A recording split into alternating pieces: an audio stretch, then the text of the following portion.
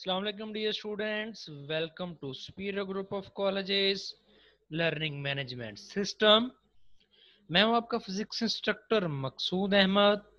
आज हम FSc part 1 में chapter number 4 work and energy का लेक्चर नंबर 7 स्टडी करेंगे, जिसमें हम स्टडी करेंगे एक्सरसाइज शॉर्ट क्वेश्चंस को। एक्सरसाइज शॉर्ट क्वेश्चन में सबसे पहला हमारा जो शॉर्ट है वो जी है, person holds a bag of groceries while standing still talking to a friend. A car is stationary with the engine is running. From the standpoint of work, how are these two situations similar?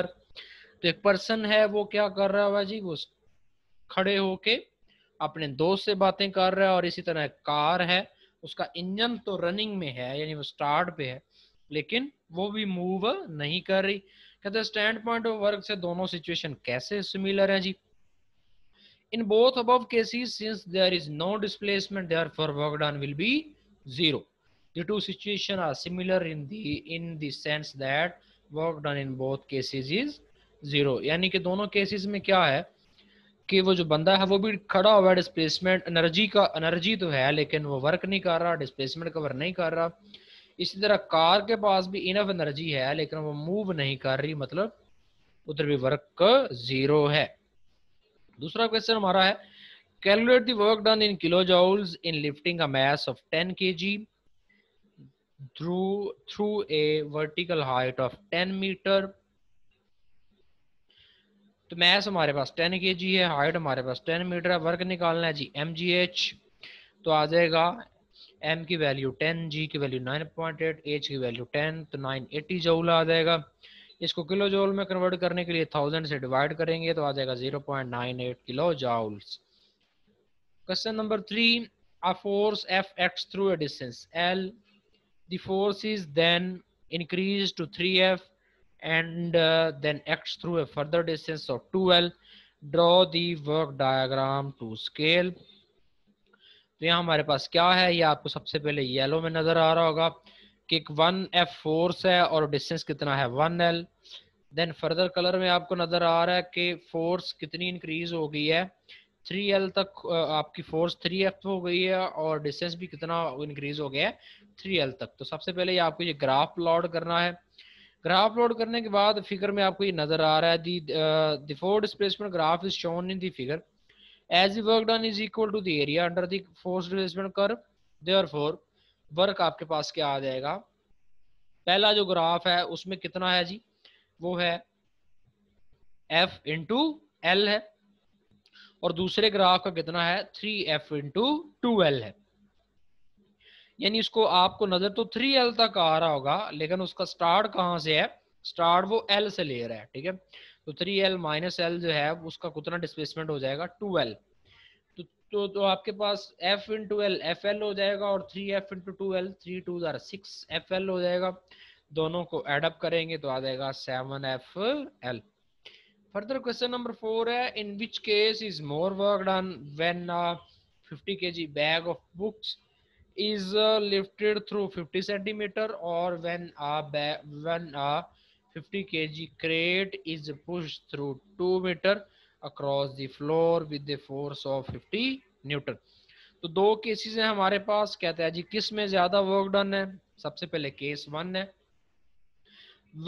when a bag of 50 kg bag of books is lifted through 50 centimeter। तो mess कितना दिया हुआ है 50 kg दिया हुआ है, height कितनी दी हुई है 50 सेंटीमीटर। इसको मीटर में कन्वर्ट करेंगे तो कितनी हो जाएगी 0.5 मीटर। वर्क डन निकालना है तो वर्क आ जाएगा mgh की वैल्यू लगाएंगे तो आ जाएगा 245 जूल। केस 2 हमारे पास है कि when a 50 kg crate is pushed through 2 meter across the floor with a force of 50 Newton. Force दी हुई है 50 न्यूटन, डिस्टेंस दिया हुआ है 2 मीटर, तो वर्क कितना आ जाएगा W is equal to F D. तो 50 इंटू 200 आ जाएगा। तो दूसरे केस में 100 वर्क आया, 100 यहाँ वर्क के न्यूटन नहीं आना बल्कि जूल आना है यूनिट में। और पहले केस में क्या आया था, पहले में 245 जूल आया था। सो इससे क्या हम रिजल्ट निकाला हमने कि केस 1 जो है उसमें मोर वर्क डन है। नेक्स्ट क्वेश्चन नंबर 5 है, an object has 1 joule of potential energy, explain what does it mean. अगर एक ऑब्जेक्ट के पास 1 जूल पोटेंशियल एनर्जी है तो it's mean that work has been done on the body by the force of 1 newton which has lifted the body through a distance of 1 meter. This work has been stored in the body in the form of potential energy which is 1 joule. यानी कि क्या हुआ है, इस object के ऊपर 1 joule 1 Newton force लगाई गई है और इसकी वजह से इसने 1 मीटर डिस्प्लेसमेंट कवर किया है और ये जो किया गया वर्क है ये इसमें एनर्जी की फॉर्म में स्टोर हो गया है 1 जूल पोटेंशियल एनर्जी की फॉर्म में। नेक्स्ट हमारे पास क्वेश्चन नंबर 6 है, a ball of mass m is held at a height of h1 above table. The tabletop is at height h2 above the floor. One student says that ball has potential energy mgh1 but another says that it is mgh1 plus h2. Who is correct? तो जनाब ये पूछता है कि कौन सा student ठीक बोल रहा है, तो दोनों स्टूडेंट ठीक हैं जी। कैसे? First student has taken the table as the point of reference for calculating the potential energy. तो पहला स्टूडेंट जो है वो क्या कर रहा है, क्या रेफरेंस टेक कर रहा है, taken the table as the point of reference, वो टेबल की सरफेस को हाइट तक पॉइंट ऑफ रेफरेंस ले रहा है जो कि उसकी पोटेंशियल एनर्जी बनेगी mgh1, तो इसका मतलब वो भी ठीक कह रहा है। और जो दूसरा स्टूडेंट है, while the second student has taken at the floor as the point of reference, तो दूसरा स्टूडेंट अपनी पोटेंशियल एनर्जी का जो रेफरेंस ले रहा है वो सरफेस ऑफ अर्थ को ले रहा है। So both are correct according to their own points of reference. Question number 7 है, when a rocket re-enters the atmosphere its nose cone becomes very hot, where does this heat energy come from? तो knows cone rocket की heat up हो जाती है, कहता है ये energy कहां से आती है। तो दरअसल होता क्या है कि जब the atmosphere of earth contains a large number of gas molecules, dust particle and water vapors, so when a rocket enter into the atmosphere and pass through these particles, due to the force of friction the kinetic energy of the rocket is lost in the form of heat. That's why its nose cone becomes very hot. यानी जब rocket गुजरता है air particles, dust particles, water vapours में से, तो उसको एक opposition face करनी पड़ती है और इस ऑपोजिशन के फेस करने से क्या हो जाता है, इस ऑपोजिशन के फ्रिक्शनल फोर्स की वजह से उसकी नोज कॉन हीट अप हो जाती है। क्वेश्चन नंबर 8 है, what sort of energy is in the following, compress spring, water in high dam and a moving car. तो जो हमारे पास ए में जो कंप्रेस स्प्रिंग है उसमें इलास्टिक पोटेंशियल एनर्जी है, वाटर इन हाई डैम में ग्रेविटेशन पोटेंशियल एनर्जी है और एक मूविंग कार के पास कौन सी एनर्जी होती है जी, काइनेटिक एनर्जी होती है। Question number 9, a girl drops a cup from a certain height which breaks into pieces, what energy changes are involved? When the cup is in the hand of girl, जब लड़की के हाथ में cup होता है तो उसके पास टोटली जो एनर्जी होती है वो कौन सी होती है, gravitation potential energy.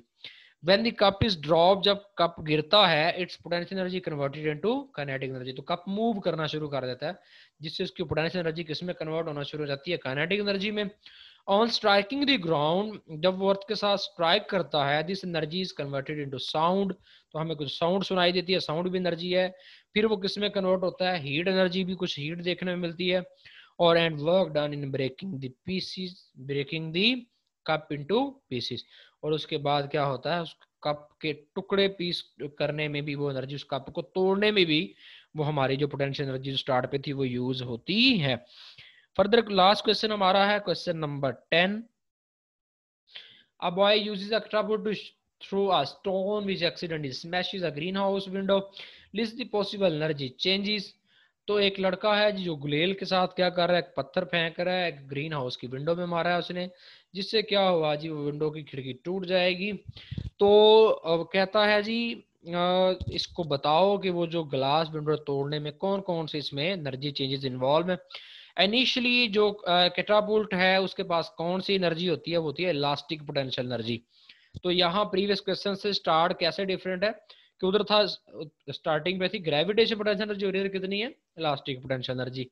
When the stone is thrown, its potential energy is converted into kinetic energy, तो वो मूव करना शुरू कर देता है, तो पोटेंशियल किसमें कन्वर्ट होती है, काइनेटिक में।